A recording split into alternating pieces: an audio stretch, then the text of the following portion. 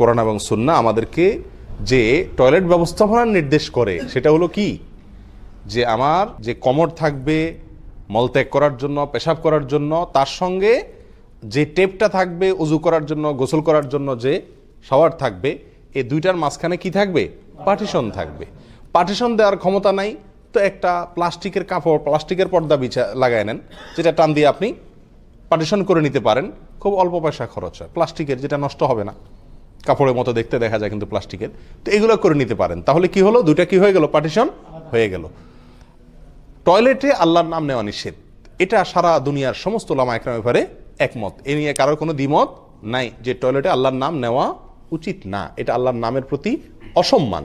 এখন কমোড আর টেপ এই দুইটার ভিতরে যদি কোনো পার্টিশন না হয় এবং যদি পাশাপাশি হয়, কাছাকাছি হয়, তাহলে সেক্ষেত্রে এই সব মিলে একটাই জায়গা হলো নাকি?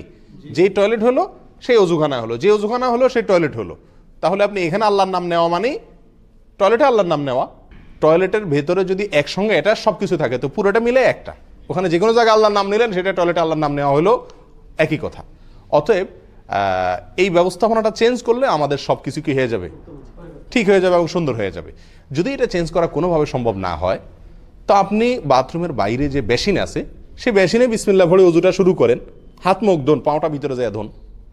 এমন কয়টা টয়লেট আছে যে টয়লেটের বাইরে কোনো কি নাই, বেসিন নাই বা টেপ নাই? এরকম কয় জায়গা আছে? সব জায়গায় বাইরে কি আছে? টেপের ব্যবস্থা আছে।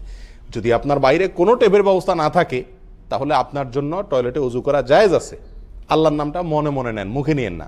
যদি কোনো ওলামা কেরাম বলছেন না, আপনি যেহেতু বাধ্য সেহেতু আপনি নিতে পারেন, কিন্তু আল্লাহর নাম নেওয়া যেহেতু বিশুদ্ধ মত অনুযায়ী ফরজ বা ওয়াজিব নয়, সুন্নাহ, তো সুন্নাহ অনুযায়ী আমল করার চাইতে মন্দ কাজ থেকে বাঁচার গুরুত্ব বেশি।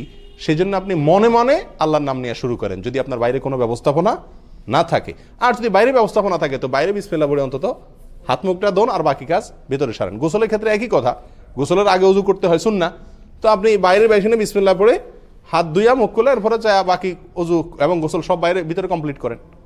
তাহলে এভাবে আমরা মোটামুটি এই বাথরুমের ভিতরে আল্লাহর নাম নেওয়ার যে কারাহাত, যে অপছন্দনীয় কাজ, সেটা থেকে আমরা কি করতে পারি? বেঁচে থাকতে পারি।